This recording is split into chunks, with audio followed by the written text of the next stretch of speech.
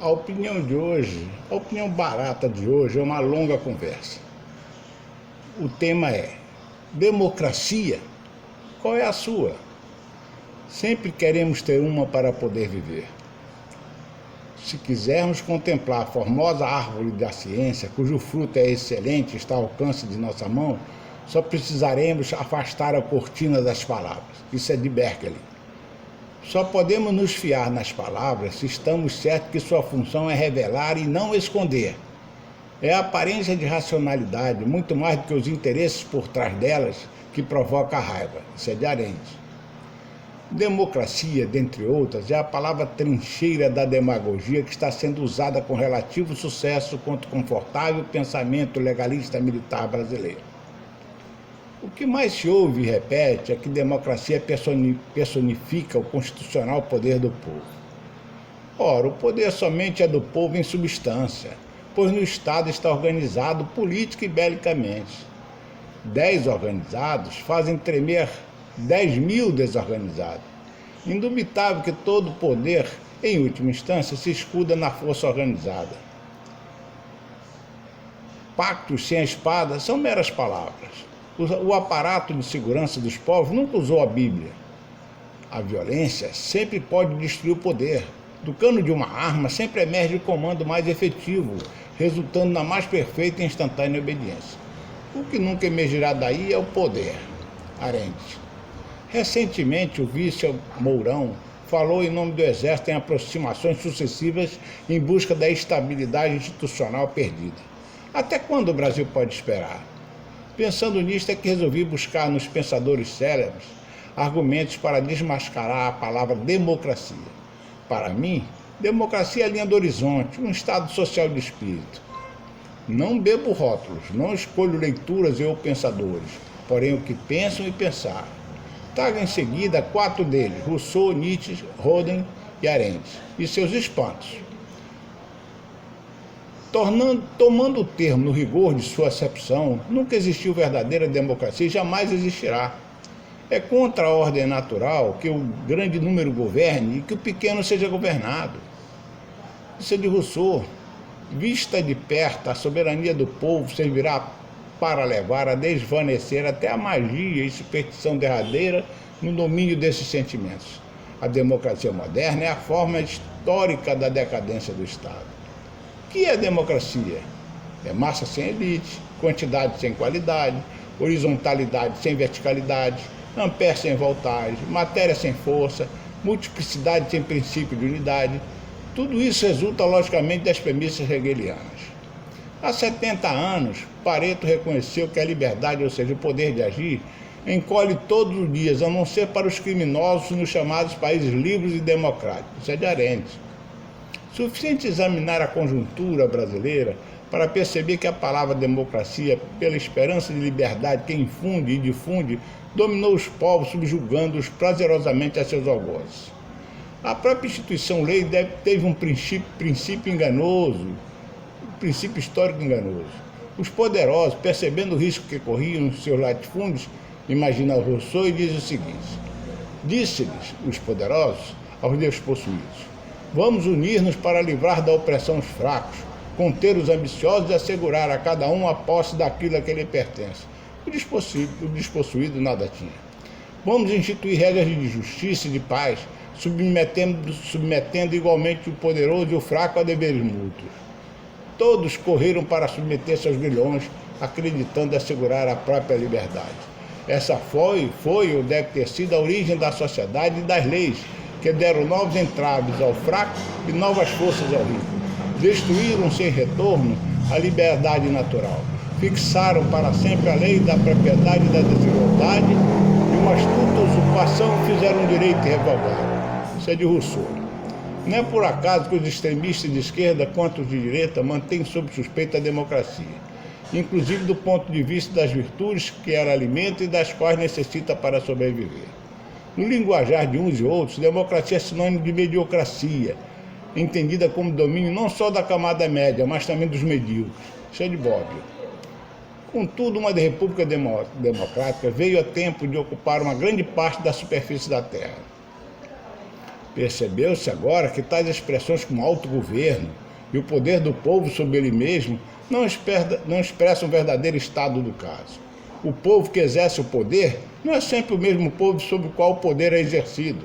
E o autogoverno mencionado não é o governo de cada um por si, mas de cada um por todo o resto. O desejo do povo, além disso, praticamente significa o desejo da parte mais numerosa ou da mais ativa deste.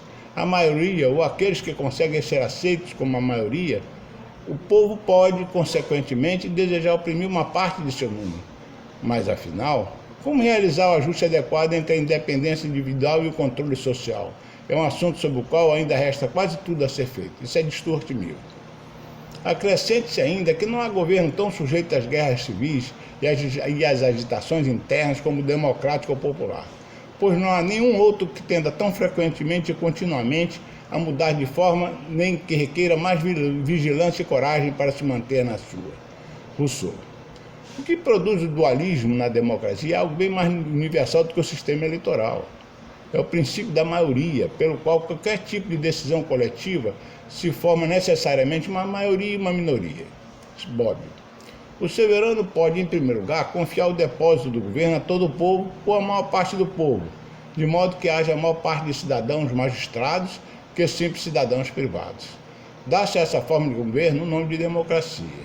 Norberto Bobbio, pensador que se confessa socialista, aproveita a utopia da cordialidade de um baile e imagina a seguinte figura.